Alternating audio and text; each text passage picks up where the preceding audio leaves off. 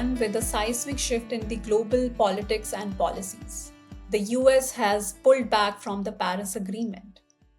While not entirely unexpected, this move has sent shockwaves around the world, raising urgent questions about the future of climate action. For developing countries like India, where energy security, economic growth, and sustainability must go hand in hand, the stakes have never been higher. Meanwhile, the climate crisis is accelerating with extreme weather events becoming more frequent, more destructive, and more costly. Yet, amid all this uncertainty, the push for integrating cleaner energy solutions into our daily lives continues. One critical area is transportation, a major contributor to carbon emissions. While electric vehicles are often in the spotlight, another powerful contender in the energy transition is biofuels. Hailed as a scalable, cleaner alternative to fossil fuels, biofuels are gaining momentum. But are they truly the future of transportation? What are the opportunities, the roadblocks, and the innovations that could shape their success? Welcome to shetalksgreen. I'm your host Arpita, and this is where we deep dive into the policies, innovations, and real world solutions shaping a sustainable future. To break down the topic of biofuels, I am joined by Atul Kharate, Chief Operating Officer at IndianOil Adani Ventures Limited. With over 2 decades of experience in the energy industry, Atul has been at the forefront of India's clean energy transition and has a front row seat to the biofuels revolution. Welcome, Atul. It's great to have you with us. Thank you so much, Arpita, and highly appreciate efforts from your side in terms of really taking it forward. Atul, I think we'll just start with the basics. Can you explain for our listeners what exactly are biofuels? Where are we using it, especially in the transportation sector? And how have we emerged in this particular space compared to how other countries are in this journey? Yeah, before I really talked about something in terms of biofuel, let me set a bit context to this discussion. Uh, India being the third largest oil and energy consumer in the world, and one of the most stable economy in the current global scenario, oil and gas or energy is really at the front of our priorities.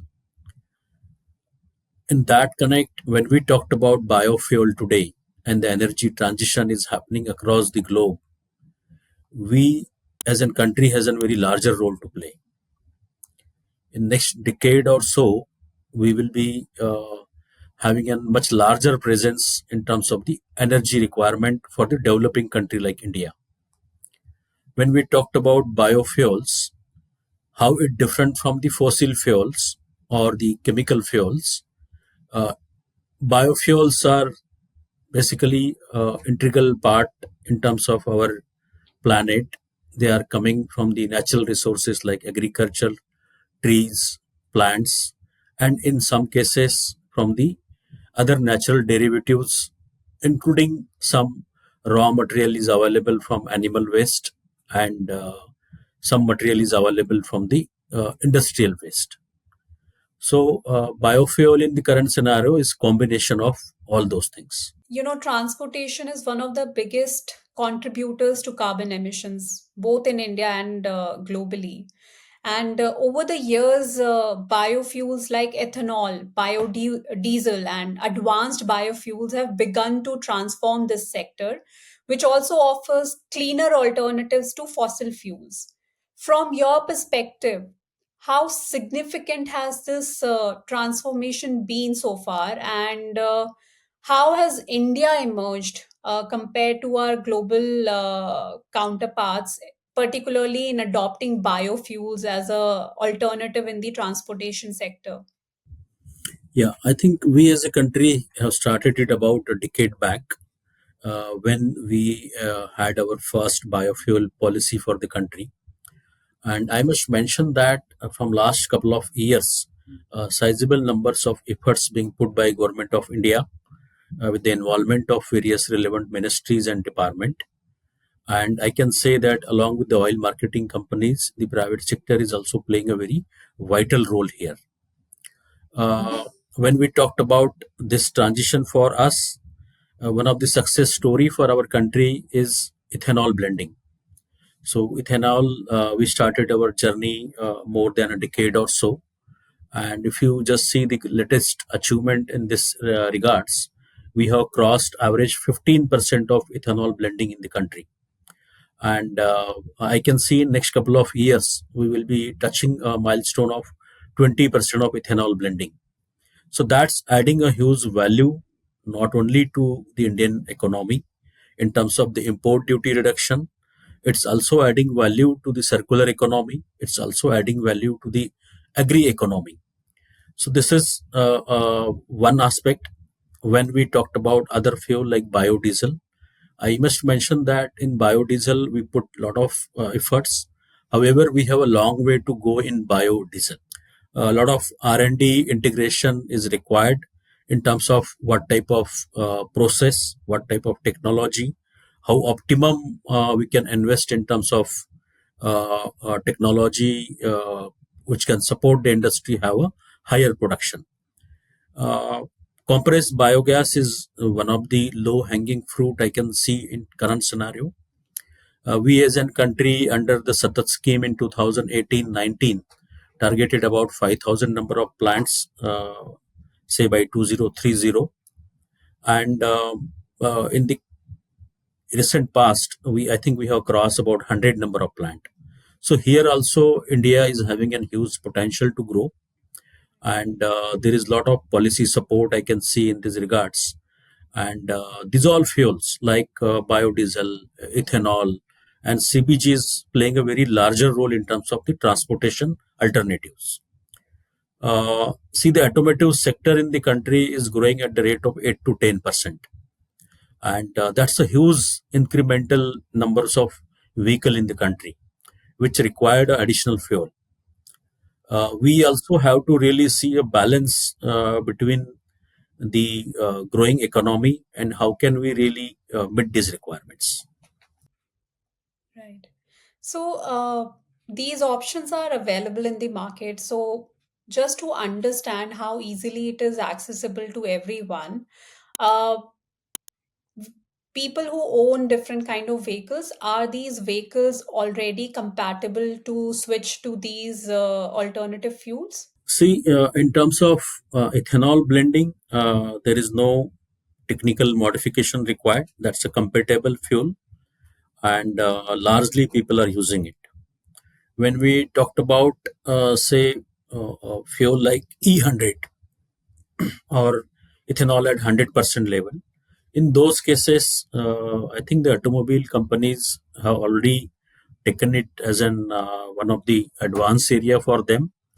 A couple of companies have came up with engines suitable to operate with 100% of ethanol, and I think there is an good response from automobile industry in terms of ensuring the suitability of engine for usage of higher ethanol. Biodiesel up to 5%, it's already proven.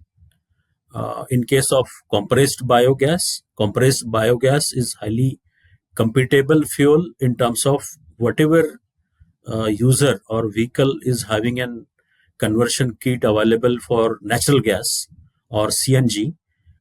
There you can really blend CBG and you can use as an compatibility technically for the CBG as well. So not an big challenge which I can see today. But as we really grow in terms of higher number of ethanol blending percentage or 100% of ethanol, then there are larger changes in terms of a new engine and new technology is the requirement. And how is the adoption rate currently under different segments of vehicles? Because we have a huge penetration when it comes to two wheelers. We see a lot of two wheelers on the road, and then we have our passenger cars, and then trucking, the truck and all the big heavyweight vehicles. Yeah, yeah. So if I have to start it from the heavy vehicles, as you have rightly mentioned, uh, see, for heavy vehicles, we are largely on LNG. There are LNG companies playing that role in terms of big storage for the long transportation vehicles. That's also a value addition because gas is again a very environmental friendly comparatively, and gas is safer. It has been proven from multiple studies, and a lot of R&D has happened in this area. When we talked about the second level of goods vehicle, or we talked about the passenger travel vehicle or individual vehicle, natural gas is already those vehicles are under operational. So it's just matter of blending CBG at the pump level or at the operating level, which is happening in and around. Conversion rate, I can see a sizable response, a positive response from customers. However, in some of the market, infrastructure in terms of consistent availability, in terms of continuity, when somebody has to travel a long distance, those challenges are there. I think as the rate of conversion increases and the number of uh, oil marketing companies retail outlet, private sector retail outlet will have an more network framework. I think it will add more value to this segment. No, that's good to know that we are seeing a good conversion rate, and certainly we need to have a greater share of cleaner energy solutions like biofuels in the in the entire energy mix. That brings me to also hard to abate sectors. Aviation or shipping, they are considered as hard to abate sectors where it's still a bit challenging to find cleaner alternatives. How are we exploring biofuels in particularly these two sectors to reduce the significant carbon footprints that they're responsible for? Yeah, if I have to talk about aviation sector, see, again, India is having a very huge potential to grow in the aviation sector. We are expecting incremental passenger traffic. If I have to put it in CAGR perspective, it's more than 10 to 12% growth we are expecting. We will be almost going to double our airport infrastructure in next 5 years of span. And in the recent budget also, the honorable finance minister talked about increasing the infrastructure for the air connectivity. The aviation fuel demand in the country is sizable, and when we see our contribution in terms of biofuel, we have initiated our journey towards SAF, sustainable aviation fuel. Although it's not mandatory immediately, but there are international regulation through which in the next couple of years it will be a binding on a country like us. And I think government of India along with the oil marketing companies and few private players along with some technology and R&D companies have already started the journey in terms of how can we position ourselves as an SAF producing country, how can we meet our requirement in terms of the quantum which is going to be mandatory in next couple of years. Although there are challenges, one I can talk about a very high level of capex in terms of producing these fuels. Technology is another challenge, and a lot of R&D in a collaborative approach. I suggest it to be done in this sector, so that comparatively it become a viable fuel, and then when it will be at a level of say uh, at a level around like in terms of pricing with respect to the aviation fuel, then the companies will be really interested in terms of really using it as it is mandated. We were talking about hard to abate sectors, and there's another thought in my mind, which is plastics. Plastic pollution, or plastic waste, it's a global environmental crisis. And there are many reports and scientists who have done several studies, and they estimate that it would take many, many centuries for plastic to degrade. India is obviously, grappling with the increasing toxic waste landfills, and we see a lot of plastic waste polluting our rivers, oceans, and whatnot. I read somewhere that, biofuels are being explored as a potential solution in this space as well. Now, of course, there are ongoing research showing some possibilities of converting plastic and other waste into biofuels, and there are more different innovative solutions that are being, researched about. How do you see biofuels in this space, particularly because plastic is a huge pain point for us? The massive landfills that we have is a huge crisis for us. How do you see biofuels as a solution, and how soon can we expect technologies to convert waste into biofuels to reach at a commercial scale? Yeah, Arpita, I completely agree with you. Plastic is a big challenge. It's a global challenge, I can say. And we as a country, if I have to just tell you, we are having around 750 mmtpa plus this quantum of waste available every year, and it's growing. And plastic is large in terms of this 700 plus mmtpa of waste material available in the country. And as rightly mentioned by you, this is going to be a challenge in terms of how can we dispose it off, how can we really fight in terms of the environmental issues, the health issues, and the related hygiene issues, which we have already started facing. One of the study talked that if we start taking precaution today, then it will take almost 450 years for us globally to came out of the issues related to plastic. So it's so serious for us as well. So I can see two things happening in this domain. One is how can you really recycle plastic.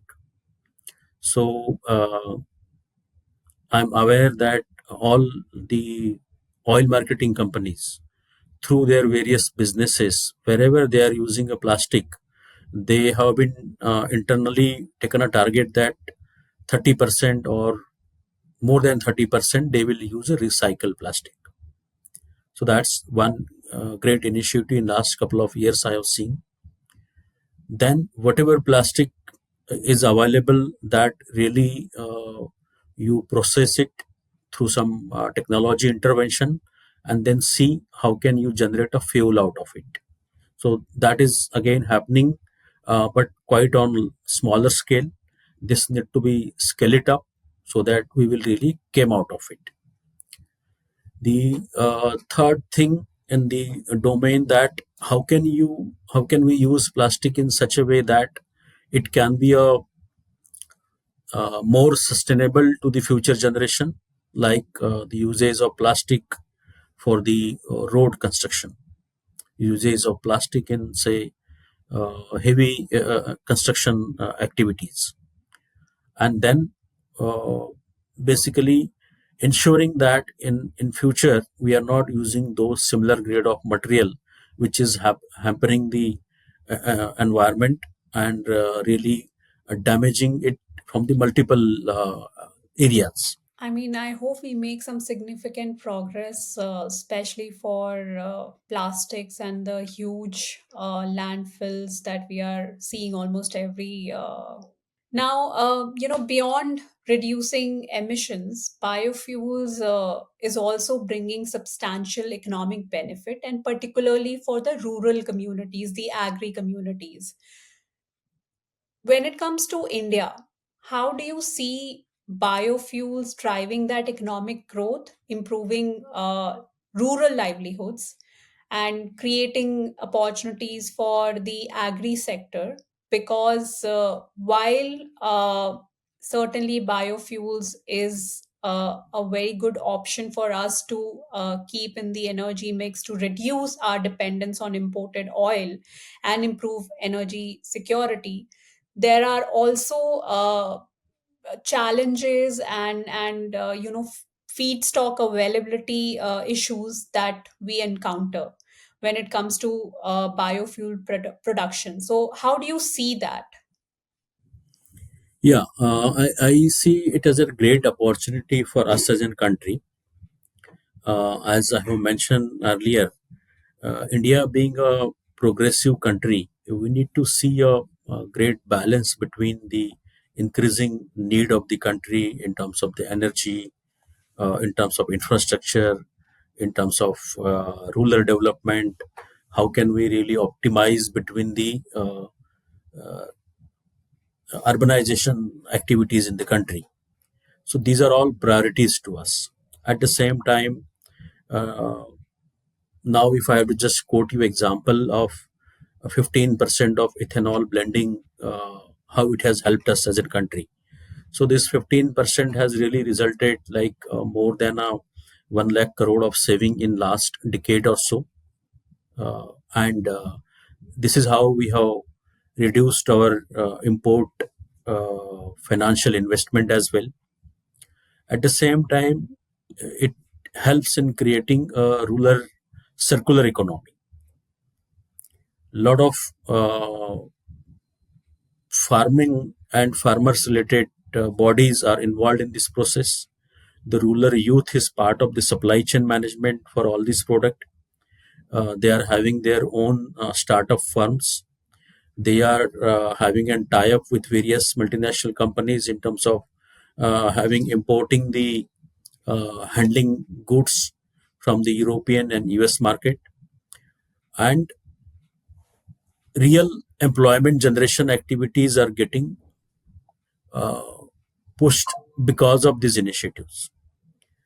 Similarly, when we talked about the compressed biogas plant, these plants are mostly in the suburban or closer to rural areas. So that is also adding value to the nearby farming community. The youth in rural areas are actively contributing in the supply chain management, in the plant operations management. They are also part of the marketing activities in and around those areas. So that is also adding value as it is expected. However, there are still challenges. I can say that how can we have a technology in terms of India specific applications? How can we have a technology which help us in terms of optimum capex? And then how can we operate our plant at the optimum level of operating level, so that it will really add value to our investors?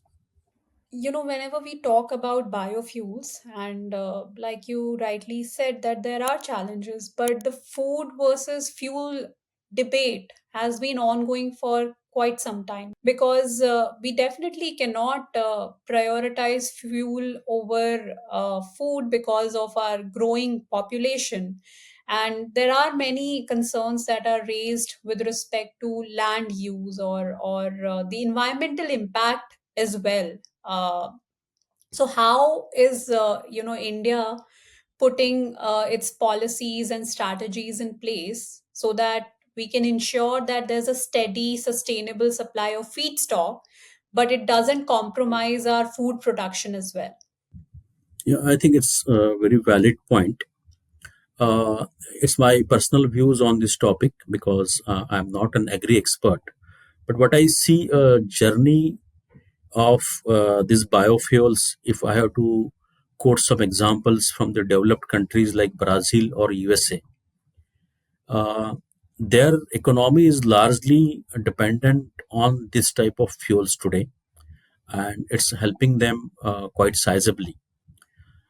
We as a country also have reached to a stage whereby I can say that we are agriculturally surplus in certain areas, like say for example sugar. Okay, couple of years back, government of India took a call that you can independently set up a factory where you can really generate ethanol and you can supply it to the uh, oil marketing companies or to the industries. Okay, so when we have a surplus production of sugar in the country, our agriculture growth in terms of the yield is increasing year over year. At the same time, there are reports which statistically proves that we have certain agri products available in the country whereby we can take a cautious call. We can scientifically weigh it with the statistics and the previous numbers, and if there is an opportunity available so that this agriculture product can add value as a biofuel, I personally feel that it's a welcome move. And we still a growing, or I can say a developing country. We need to see which is more suitable, which is more beneficial to us in the current scenario, because we have to always see a balance between India as an still an agri economy. At the same time, India is also having a growing requirement of how can we meet the energy requirement. No, that's absolutely a valid point that both are important for energy security, for food security. And I think that puts India in a very unique, space where we have to learn and we have to grow in a manner where there's a balance between the two. Now, we were talking about policies. If you can help us, understand that what policies do we have that has helped us make this progress, and what policies do you think India needs to introduce, needs to bring into the picture to further support this expansion, while of course keeping the cost in check, ensuring sustainability, ensuring that there is food security. Yeah, so I think a very positive outlook I can see at government of India's level in terms of supporting this biofuel journey in the country. If I have to really talk about certain policies, the India biofuel policy is launched a decade back or so, and then they have really uh, put efforts in terms of what's the timely requirement from the industrial side. So the policy was also revised as per the requirement of industry, and in 2019, the Ministry of Petroleum has came up with the Satat policy that is helping in terms of the spreading of CBG plants in the country.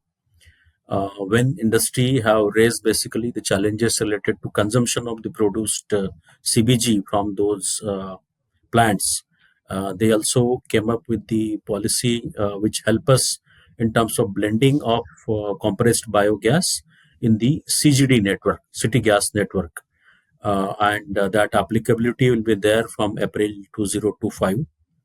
I think that will be a game changer in terms of the investor will really have an assured offtake through this CBG CGD blending mechanism. In future, I can see that wherever there is an pipeline network available of the natural gas in terms of PNG or CNG, uh, if your plant is in the closer vicinity of those network or connected pipeline, then you can really have a mechanism in place through that you can really blend it in the pipeline. So that option is also available. Over and above that, the one of the byproduct from the CBG plant is your fertilizer. So the FOM order also has been modified by Ministry of Agriculture, And we also wanted to promote uh, a green fertilizer or biofertilizer. For that purpose, some advisory has been issued by Ministry of Chemicals and Fertilizer to the Indian fertilizer companies. I can also see that Ministry of Chemicals and Fertilizers have offered 1500 rupees per ton as an MDA, Marketing Development Assistance Fund. So that is also going to add value in the coming years. Apart from that, Ministry of New and Renewable Energy, they have came up with the CFA scheme, the Capital Financial Assistance Scheme. That is really helpful to the industry, to the investor. I can see sizable numbers of plant have been really benefited through this CFA by Ministry of New and Renewable Energy. Apart from that, there is an hydrogen policy declared by Government of India. I can see investment in the coming years in those hydrogen plants as well. So overall, I see a very positive outlook by Government of India through various department, whether it's a technology part or whether it's a research and R&D part. So many things are happening.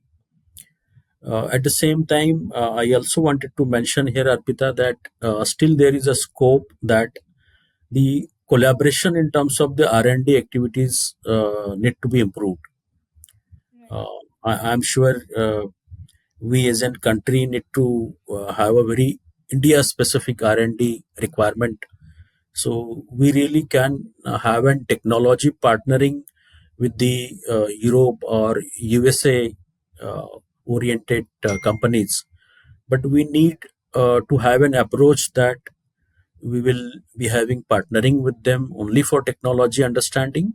However, the production, the optimization, the engineering and related activity has to happen in India, so that it will be a value added in terms of the make in India, made in India, and then we will be really on the optimum capex and optimum opex model.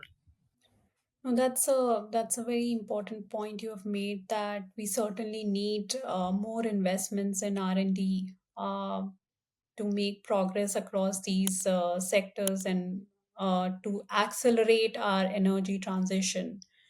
Um, because we were talking about, policies which are more India centric and not very dependent on you know global players. India's leadership in launching the Global Biofuels Alliance during the G20 summit highlights its commitment to accelerating the sustainable biofuel deployment. How do you see Global Biofuel Alliance playing a key role in addressing some of these challenges that we just discussed, and the policies and practice in enabling that rapid and sustainable deployment of biofuels on a global scale? And I also want to touch upon how India is emerging in this space, because I know that we are in the top three. When we talk about biofuels, India is among the top three players in this space. So, how are we emerging from that perspective? I think the Global Biofuel Alliance is one of the great initiative. And in last couple of years, I can see a sizable number of activities under the umbrella of GBA is being taken for implementation by Government of India through the various relevant departments like Ministry of Petroleum and Natural Gas, through MNRE and the relevant departments. Uh, in Indian GBA, around more than 12 countries have already joined, and so far as I know, couple of key players globally is in the process of joining this GBA league, which is being driven by India. And I also expect that when we will be having an India Energy Week, sometimes the second week of this month, uh, there are multiple uh, activities in terms of how can we really expand this GBA, how can we have an more partnering with the global companies, how can we bring in more foreign direct investment in this segment, how can we really take use of technological research which has happened in the other part of the world. So that platform and those benefits we will be having through GBA. And I expect the private industry, the R&D community, at the same time the uh, relevant subject matter experts have a very larger role to play in terms of having a very successful GBA formation. As we look at scaling biofuels, one key challenge is land availability, especially in regions where agricultural land is already under a lot of pressure. Given the growing interest in agrivoltaics and dual purpose land use, how do you see the integration of solar infrastructure with biogas production? Do you think a hybrid approach where solar farms also support biomass cultivation or waste processing help optimize land use for a more sustainable energy mix? Yeah, I think in terms of solar installation in the country, we are one of the front runner globally, Yeah. and we are most committed in terms of our COP targets, whatever India has agreed with the global community. I fully agree with you. There has to be a combination of things to happen. Like, say, for example, in one of our unit in Tamil Nadu, we are having an waste to energy plant. So, in one process, basically, we generate electricity. That's the green electricity from animal waste. And on the other side, we have a compressed biogas plant. So what are we doing? Basically, we are adding value that whatever the electricity we are generating, we are using it for the CBG generation. So CBG is anyway adding value in terms of greenhouse emission control, having an sustainable and affordable fuel availability to the uh, transportation activities. Over and above that, when the electricity for such plant is also coming from green fuel, these are real sustainable values. So, as you have rightly mentioned, we need to really plan the things in such a way that will have an integrated green cycle, whereby we can really say that these are my long-term carbon neutral initiatives. Yeah, I think it's very important to plan our infrastructure in a way that different energy solutions can coexist. And that brings me to another question. How do you see biofuels coexisting with technologies like, electric vehicles and hydrogen, particularly in the transportation sector? Because I feel that there's a lot of focus on moving towards electric vehicles, which I know there is a lot of work and research going on, but currently is coal powered electricity. You know, and even with hydrogen, there is different sets of challenges in terms of clean hydrogen, green hydrogen, and the availability of water and whatnot. So how do you see biofuels playing a key role and coexisting with these technologies? Yeah, it's very important topic of the current energy transition as well.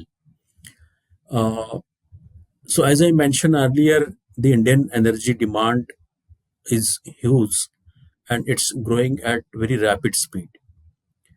So, when we have to see fuels for transportation, uh, the liquid fuels like petroleum products are having an incremental demand of 2.5%. The LPG demand is growing in the country in the current scenario, and for next couple of years, it will be predicted at a higher level. When we talked about the very basic and traditional fuel like coal demand post COVID has also grown to a sizable level of 6 to 7%.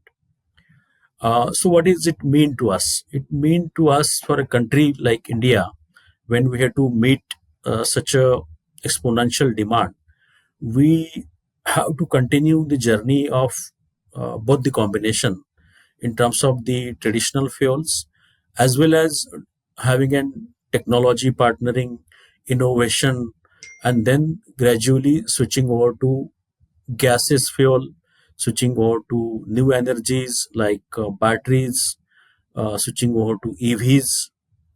Uh, when we talked about EVs, there is an sizable number of growth in this segment. However, the overall requirement of the automotive industry is also growing at rapid speed. The incremental demand in terms of automotive segment is in the range of 8 to 10% of CAGR. So what does it mean? Basically, we need to keep balancing it between the alternative resources which can add value for us in the long run. At the same time, to meet the requirement of the power generation, to meet the requirement of the incremental liquid fuels, we need to also continue our journey towards it. I just wanted to quote you one small example that electricity generation in the country and the electricity demand is also grown by 3.5% if you have to take it average out of last couple of years. And we are largely dependent on the thermal as on date. And although we are putting efforts in terms of the alternative sources of generation as well, however, it's important for us to balance between the both the fuel requirement. Absolutely. I think that's certainly very important for us when we are talking about India's energy transition journey. I always talk about the role of community and individuals whenever I'm talking to all my guests, because I feel that's also, an important part of everything that we are discussing under the energy transition topic. The governments are going to do what they are supposed to do.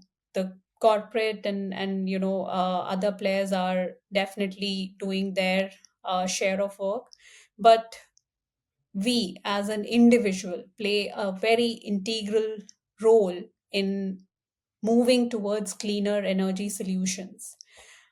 How do you think individuals and communities can be part of this journey of adopting sustainable practices, adopting cleaner, energy solutions and fuels? Are there any, grassroots initiatives that you can talk about? Any successful use case that you have seen in the context of biofuels, and generally also how and what we can do to be part of this journey towards cleaner energy? Yeah, I think it's very vital to each one of us, as we are also holding a responsibility of giving a better and cleaner planet to our next generation. If I have to talk about certain key initiatives at individual level as well as at the organizational level, uh, at our corporate sustainability level, environmental activities is at the core. In our CSR responsibilities, a large part of it, we are engaging with the environment and huge drives of tree plantation with the engagement of our people, our employees, their families, their kids are part of these types of drives across the country. We have been investing a huge in terms of creating awareness in terms of the plastic pollutions and other practices which basically damaging the environment.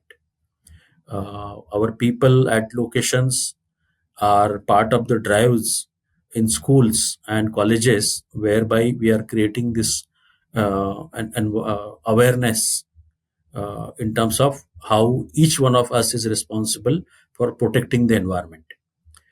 Even all at all our operating locations, uh, including our regional offices and our petroleum facilities, there is a sizable amount of thrust in terms of how can we save water, how can we save electricity. Most of our locations today, around 20-25% of power, we are generating it from solar. And apart from that, I think the basics fundamental concept is creating that awareness among the people, starting from the individual, that they are responsible for the water saving, they are responsible for protecting the environment, they are responsible for their optimum energy conservation. So all those initiatives continuously we are conducting at the Indian Oil Adani Ventures as a group company. I have two questions to your response. One, do you really think awareness is a problem now? Because I feel that there's enough resources available to most of us. Let's just say to most of us, we have enough resources available. So I really feel that awareness today is not so much a problem, but the shift in attitude is.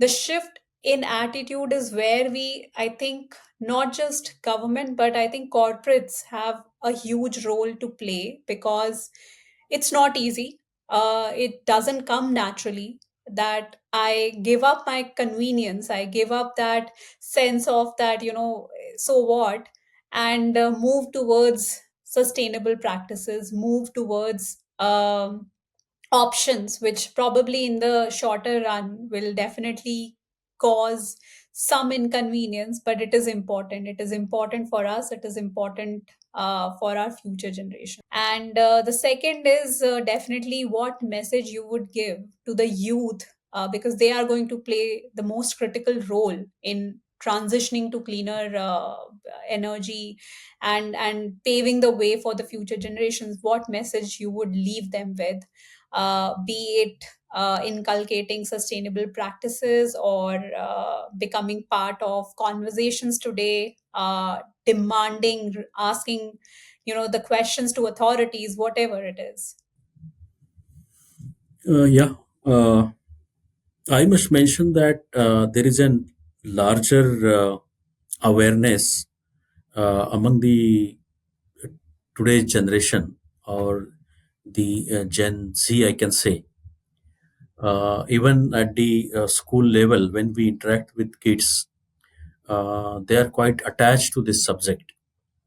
I think the important here is how can we really hold their hands and then see that this is how together we can make it happen. Okay, so that's how along with few NGOs we keep putting our efforts in our smaller way, that how can we add value in terms of having this regular interaction at schools level, college level, even at the corporate level. Okay, uh, see, one most important part in our journey towards sustainability is the younger generation is quite positive about it, and there is an inner wish from their side that this need to be changed.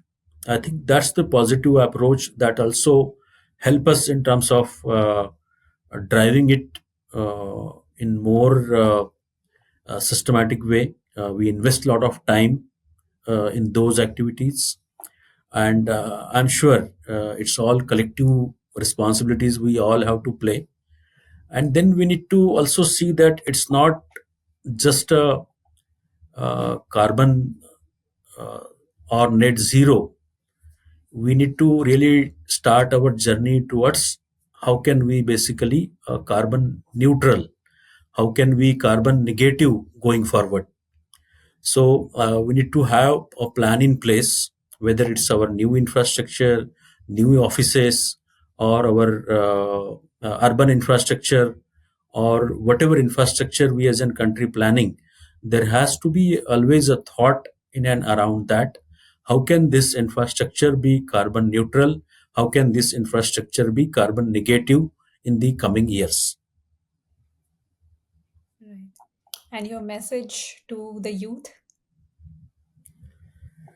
Yeah, so I think the it's one Earth, one Mother Earth for all of us, and we all are equally responsible in terms of ensuring the greenery, ensuring the growth, and ensuring the glory of this Mother Earth. That's good to hear from you, Atul. I think I'm going to close this conversation with one last question that I have in my mind. Uh, I know India has, at least on different global platforms, said that we will think about transitioning away from coal probably 2030 onwards.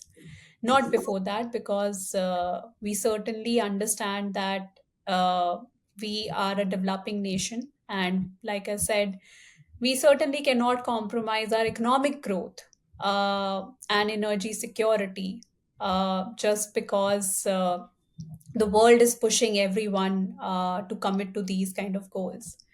Do you think we are ready uh, even to start transitioning away from 2030 onwards? Because 2030 is just what, 5 years from now.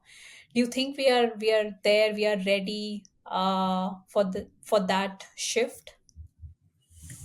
Yeah, Arpita, if you really reflect a couple of years back and then see, India is one of the most committed in terms of our COP commitment, our commitment in various international forum towards environmental activities and sustainable initiatives. That is how we are among the top 5 countries in terms of the solar generating countries and consuming countries. We are at the forefront in terms of this ethanol blending ratios. We are the third country globally having such a huge blending capacity. We are seriously working towards how can we grow in terms of the compressed biogas. In the new and green fuel, we have started putting sizable number of efforts in terms of our hydrogen mission, and we are committed towards green power generation as well through various initiatives. Okay, but as you rightly mentioned, uh, we are still a developing country. We are positioned as one of the top 5 global economy today. We have a very clear cut aspiration that we wanted to be third economy or highest rank in terms of the global ranking, and I'm sure it's just matter of couple of years now. India will be at the position of third economy in the globe.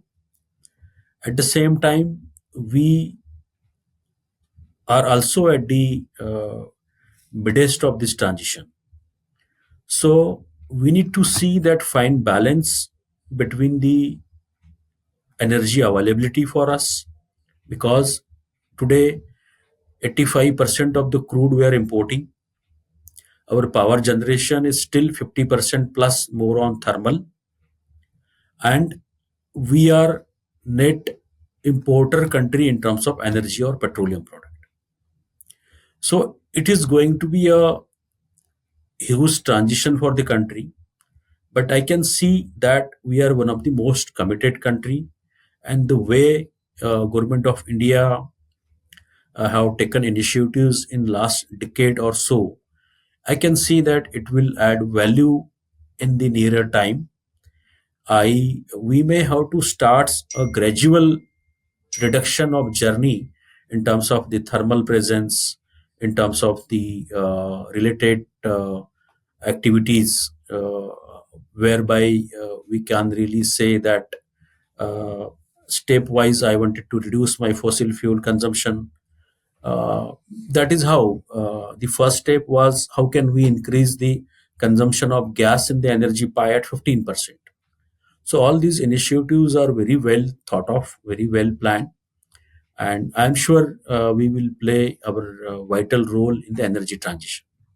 No, I think that's a fair point, but I can only hope that we are ready and we are committed, and each one of us is also playing that critical role in moving towards the cleaner energy solutions. Um, Thank you so much, Atul, for sharing the insights on biofuels, which is certainly an important alternative that we have today, which is going to be an integral part of the energy mix as we move towards cleaner energy solutions in our transition. Thank you so much for making the time and for joining us and sharing such inspiring messages for our youth and helping us learn more about biofuels. Thank you so much, Arpita. Highly appreciate your initiative in terms of really putting all thoughts together, whereby we also have an opportunity to reflect upon what are we doing, what can we really add value in terms of the environmental and sustainable initiatives. Highly appreciate your efforts. Thank you so much. Thank you, Atul. As we navigate the transition to cleaner energy, it is clear that biofuels hold immense potential, not just as an alternative, but as a necessary piece of sustainable mobility puzzle. The road ahead may have challenges, but with the right set of policies, infrastructure, and commitment, we can accelerate the shift to a greener future. If you found this discussion valuable, don't forget to like, share, and subscribe to shetalksgreen for more deep dives into sustainability and clean energy solutions. Let's keep the conversation going. Tell me your thoughts on biofuels in the comments or connect with me on LinkedIn. Until next time, stay informed, stay inspired, and keep pushing for a cleaner and greener world.